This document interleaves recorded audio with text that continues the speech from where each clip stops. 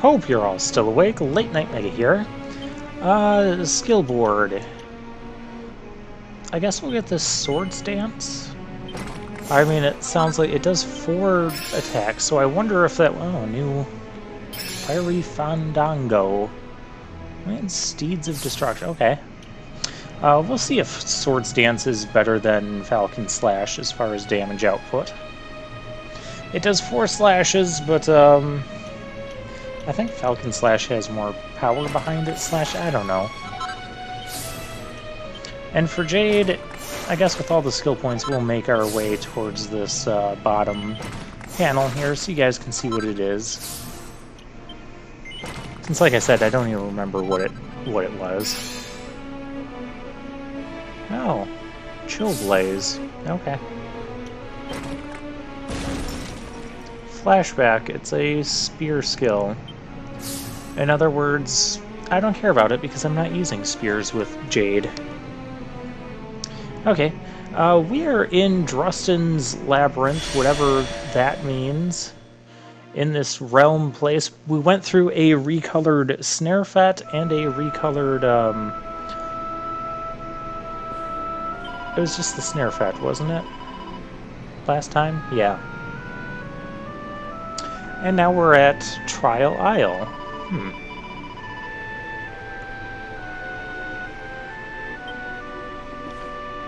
Okay. And this looks like the Watcher's Island. But we just have the one place. We have monsters here. Old Man Drustin beat the badness out of us. Okay then. Sure, we'll go with that. Why not? I'm just like so confused. Why are we in places that look like places we've already been? A lot of times this sort of thing happens with post-game content where they just kind of like recolor some areas that you've been to and just throw new enemies in them, and then that's like your post-game dungeon or one of your post-game dungeons or something. I'm not the biggest fan of that. To me, that seems kind of lazy. Granted, it is post-game content, so my expectations for post-game content are fairly low. But still, I would have liked to, especially the way that this game has been going up until this point, I would like to have seen something a little different than just recolored designs of same areas that we've been through already. This guy heals us. There's 2 item shops here. Our forges here? What in the world? We have 2 quests here. Cut Shroud to win. Okay. Well, we have the Sword of Light. Wait, not normal Sword of Better, Stronger, Super... Actually, we have the Super Sword of Light. So this shouldn't be an issue.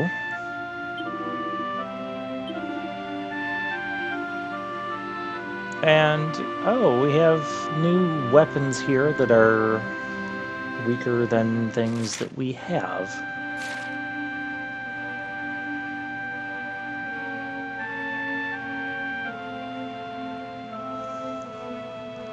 Okay, yeah, I don't need any of this stuff.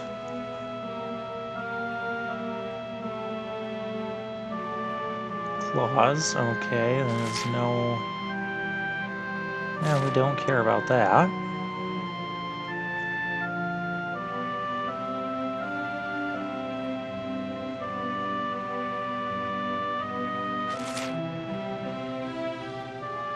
Yeah, shield is... okay. But not really.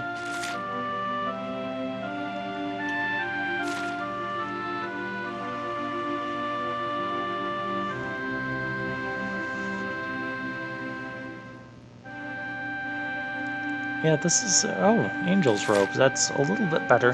That reduces elemental damage by 18%. I have to see what kind of rope Serena has on right now to see if it's better than that or not. Oh, gold nugget, we can buy those. Densinium, gold bars. Okay, well, good to know we can buy those here. It's really convenient because our forge is right behind us, too.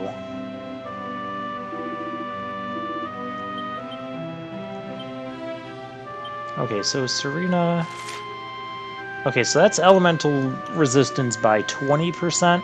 I'm not going to get a robe for a few points of defense higher and sacrifice a couple percentage out of elemental resistance, because I'm a little bit more concerned about elemental resistance than I am necessarily a few points of physical defense. A bank. You know what, we're gonna deposit money here because I don't know what to expect. We'll deposit 241,000. And we're actually about to get a ton of accolades for that. Yeah, riches for a rainy year, rainy century. Yeah. Okay. Oh, you sell perfectionist pearls. That's cool. Hey, something we can spend money on. Oh, wait, I don't want to buy one. Let's buy...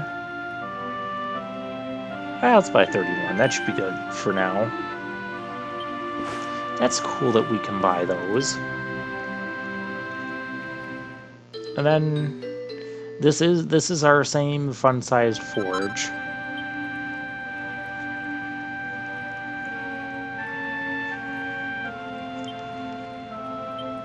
Let's see. Yeah, I have the super sword of light here.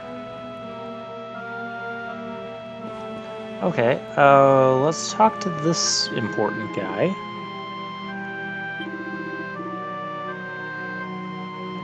Journey only begins here. Oh, I don't want to hear that. We're in the post-game. I think our journey began quite some time ago.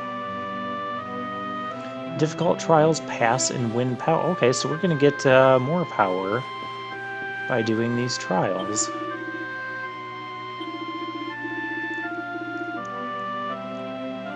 Trial of Disciple, Sage, and Luminary. Easiest, but still hard. Go travel world, fight monsters, and get... Okay, so we can just zoom our way out of here. And I guess that'll take us back to the normal places. That's good to know. Alright, so what is this trial going to be like? Again, this realm between worlds stuff. I don't get the point of this. Like, why not just put me in the trial? I'm still very confused by a lot of this, as you can tell. And this is the Cruel Crypt. This is the Cryptic Crypt, but we're starting at this end. Okay. These doors are all open and there's nothing here. Okay. Well, we started a discussion last time. I kind of ran out of time and just skimmed over some of the details about Dragon Quest V. I mean, I'm still working on finishing Dragon Quest V, but a lot of the issues that I'm having with Dragon Quest V are bigger than the issues that I'm having. Well, Swords Dance is kind of cool. A lot bigger than the issues that I'm having with Dragon Quest XI. You know, the issues I've had with Dragon Quest XI, Jade not having much character development in Act 2, the forging stuff. You know, those are very minor compared to the issues I'm having with Dragon Quest V. I mentioned that there's, you know, several areas in the game where you get new characters and they end up dying very, very quickly, and they're difficult to kind of level up. Because the enemies are so strong, or enemies are doing like lightning attacks that you can't really block or do anything about other than take 50 to 60 damage each. You might not think that seems like a lot of damage, but when your characters that you're trying to level up have less than 100 HP to start with, and even your highest level character has about 200 HP, it becomes kind of a hassle to do that.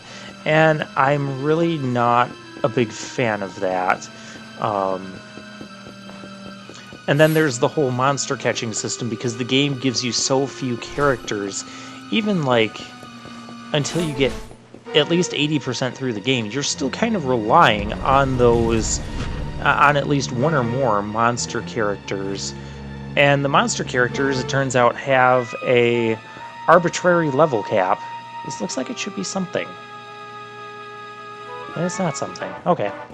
They have like an arbitrary level cap, but it's different for each monster. That's a statue of Drustin. Interesting. So I guess Drustin built this labyrinth thing, or these labyrinths, for trials to test the Luminary and help get the Luminary stronger. Okay. A lot of these enemies we've kind of fought before. You don't look tough. Oh look, I was right. Wonderful. But different monsters will have different level caps. Like some of them might be 15, some of them might be 20, they might be something else. And so the monsters aren't really designed to be long-term endgame party members when they have level caps like that. Oh look, you're not difficult either. And so again, and you don't really want to use the monsters, but well, I don't really want to use the monsters. Leave the monster catching to Pokemon. We are going to have trap holes in here. Very well. There are going to be treasures in here. Some of the treasures are going to be in the same locations of when we first came through the normal Cryptic Crypt here. And some of the treasures are going to be in new spots. And the treasures, you're going to want to get the treasures. The treasures will include mini medals, recipes, for some equipment that might actually be worth forging. That's locked from the other side. Of course it is. Or there's some pieces of equipment we're actually going to get in the treasures as well. Of course, we have to find some treasures, which we don't yet. These slot machines, some of them can be fake, some of them can give you tokens, casino tokens that is. Don't care about casino tokens at this point in the game. And, of course, some of them are going to be monsters. Some of these monsters, not all of them, but some of them will actually give you a mini-medal when you defeat them. So, yeah, for that reason, we're going to have to check all of these, and, because I want the mini-medals. Anyways, back to Dragon Quest V. So, yeah, throughout much of the game, you're relying on these monsters to get you through areas and be party members, because the game doesn't give you enough normal party members for the dungeons and for most of the game. And I kind of wish that they would have, another victory. That the game was more designed to give you the party members instead of, and I know given some of the events in the game, it'd be kind of hard to write that in, but it could have been done. It could have been done. And just have like some sequence where the other party members escape or whatever by zooming out, but then the main character gets blocked and then gets to see all the bad stuff, and then have everything happen as it normally would. See, it can be done. But no, that's not what we got. Instead, we got monsters that we got to use, which is kind of a cool in theory, but in execution, it's I don't care too much for it. And it seems like Swords Dance is a little bit stronger than yeah, see, there we go, mini medal. It seems Swords Dance is stronger than the Falcon Slash. You can also get critical hits on the Swords Dance attacks. I feel it's a little bit less frequent than the Falcon Slash, but Yeah, that's okay.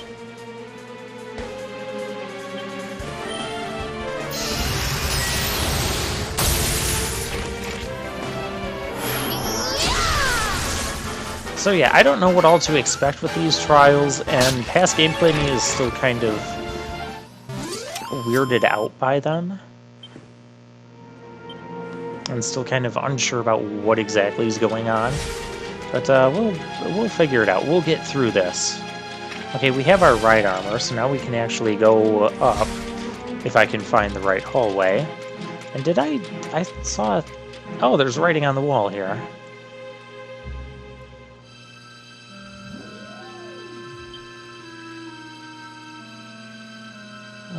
Okay.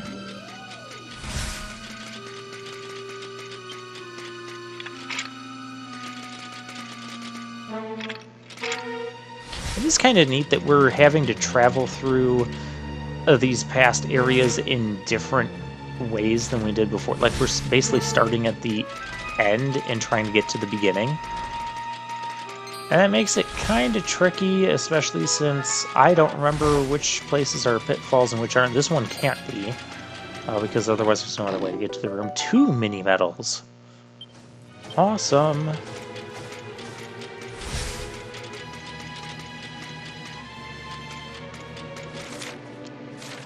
Okay, I guess we go... Can we go this way?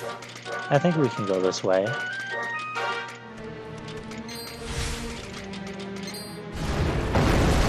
Or not.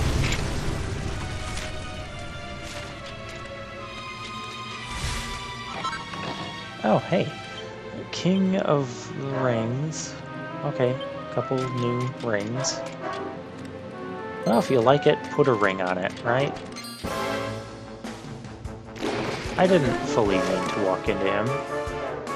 Oh well, these guys are gonna be easy. Just like everything else here.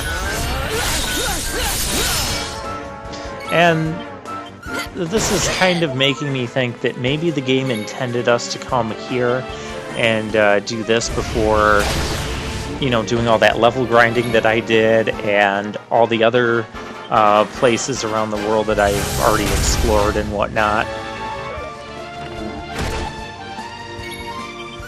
Yeah, that didn't do much.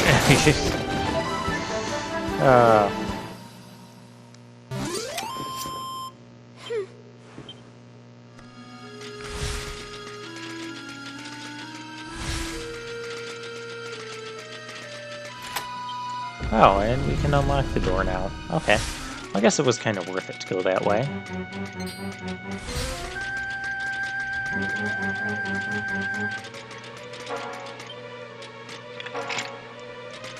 Of course, now I gotta find my way back through and not fall down again.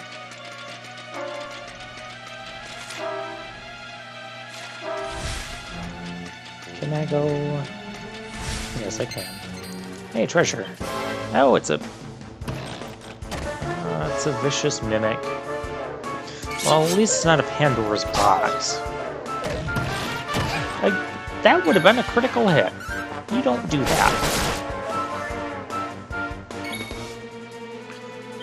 Okay, what can we do here? I guess just Kaswoosh.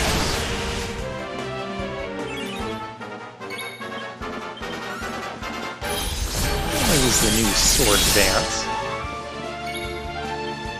Visually, that Swords Dance is a little bit overwhelming for me, with all the blue lines just going every which way.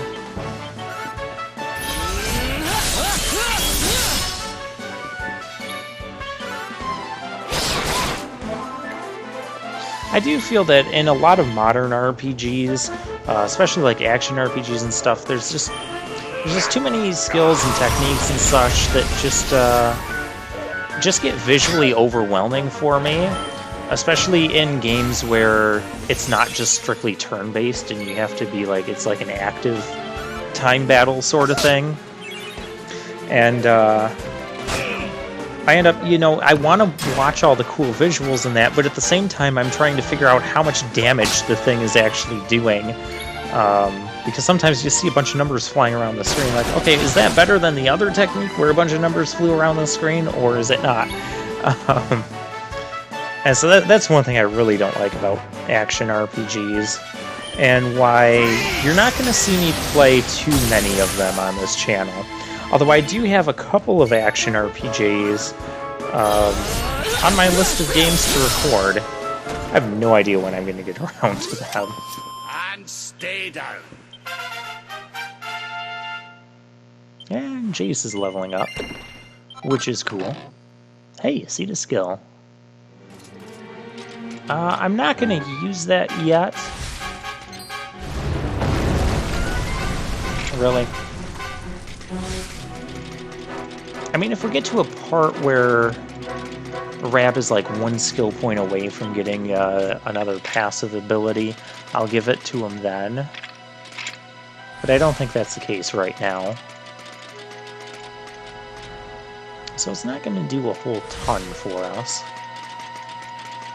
And honestly, no one else really needs the skill points. Maybe the Luminary. If I care about his other 4 or 5 techniques at the northern end of his skill board. Agate of Evolution. Yeah, we'll get some other crafting items too from these treasures.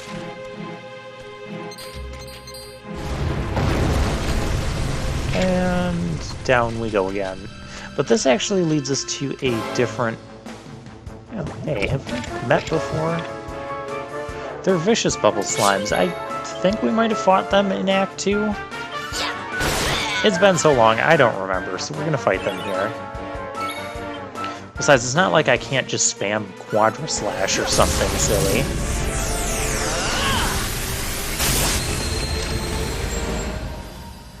Yeah, our team is kind of strong.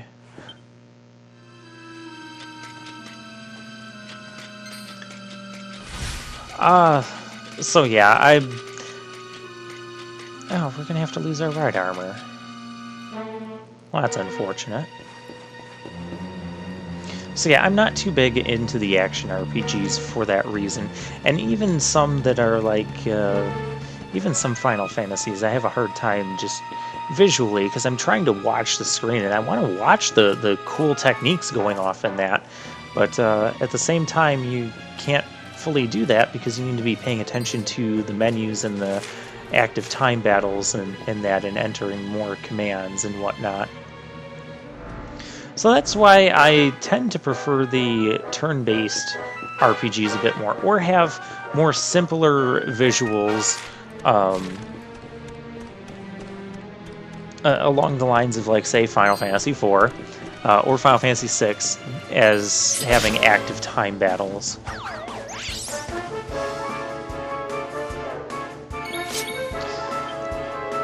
So yeah, as far as Dragon Quest V goes versus Dragon Quest XI, I'm going to say Dragon Quest XI. I like Dragon Quest XI more.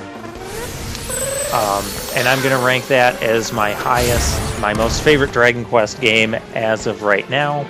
Keep in mind, though, there are Dragon Quest games that I have not played, specifically 6 and 7. I haven't finished 8 either. I started playing it. It's okay. It's not, 8 isn't, like, over-the-top spectacular, in my opinion. It's not bad, either. I enjoy that there's a bit more to the story going on with 8 than some other Dragon Quest, where you, like, go to the towns and it's all about fixing their problems. Which it still kind of is, just like most Dragon Quest games. And now we're back to the realm between worlds. Well, we can stop here and fill up. I'm not going to save it, because I don't feel threatened by any of this.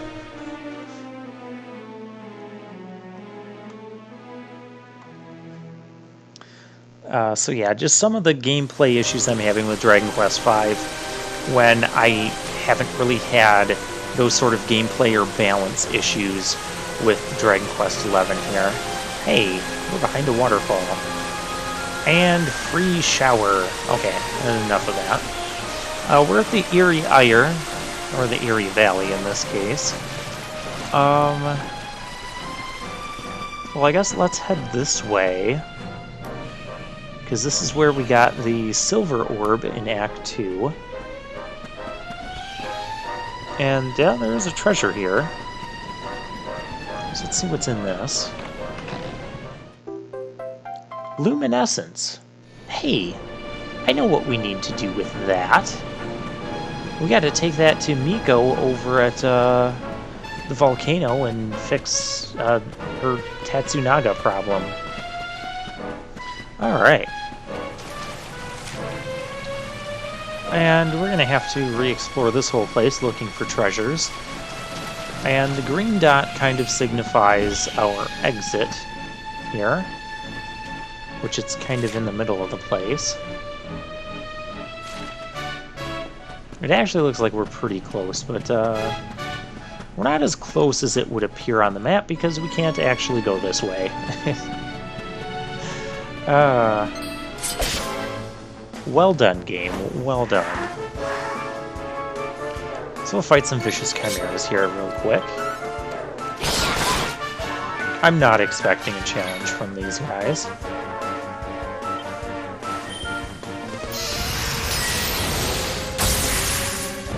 So yeah, I am still gonna finish Dragon Quest V off camera, and if anything changes, I'll let you know. But I'm not seeing it at this point.